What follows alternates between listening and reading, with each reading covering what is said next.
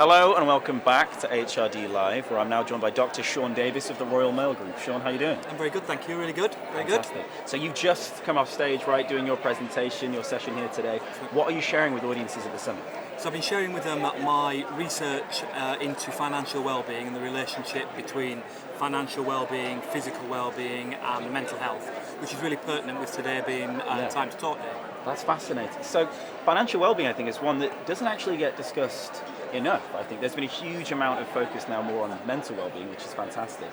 But financial well-being is an interesting one. In your research then, what's this connection that you've discovered and how does it work? So financial well-being is an emerging area. So if you think about physical health, people have often, for the last 10, 20 years, understood the benefits of physical health. Mental health in the last kind of 5 or 6 years, and supported by celebrity, the young royals, has come up in profile. Financial well-being, financial health is still really in its infancy. But if you think about the model I like to use is a pyramid within a circle, the pyramid being physical health, mental health and financial health, and the circle that's in is the context of you at work or at home or you as your own person. And I think that's based on my doctorate, my research, and the relationship that financial health has on both your physical health, things such as the quality of food that you can have, the place you can live, and the relationship with mental health and the kind of interdependency of the three sides.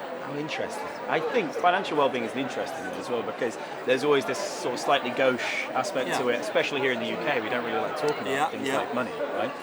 In the workplace then, how do we address that? How do we help people to start thinking about their financial well-being, including leaders in business? So in Royal Mail, we've done a lot of work on financial education. We've worked with a number of partners to try and remove the stigma. Lots of the things that we've done in the mental health space are transferable to financial health. So we've talked about role models telling their stories and dispelling the myths that financial ill health is only at a working class level. A number of people, all of us can be affected. You can, relationship breakdown, loss of job, overcommitted financially. So it's about using it as a normalising and as a standardising aspect and getting people to share their own stories. And financial well-being, then you talked about ill health there, financially.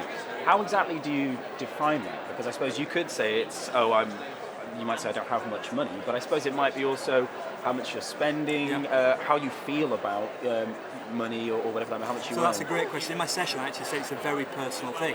So how you feel about money and your relationship with money and financial health is very personal. It will depend on a number of factors: cultural factors, individual factors, financial commitment, debt, money management. So it's not an easy thing to define, but it's about how it makes you feel and how you would define your own financial health. Right. Lastly, Shaun, if business leaders, HR leaders watching this want to kickstart that conversation, they want to start making that change around financial well-being in their organisation, but they haven't the faintest idea of where to start, what would be your tip for how to kickstart that? Ask people. In exactly the same way that we did with mental health, say to people, what would you like to know? What would help you to be able to manage it? Reframe the conversation, remove it away from embarrassment into a collective responsibility. So you could say, if I was launching it from scratch, I would say, I want to do a financial wellbeing programme and I want you to help me help it land. Fantastic. Shaun, thank you so much for joining us on HRD Live. Stay tuned, everyone, for more very soon.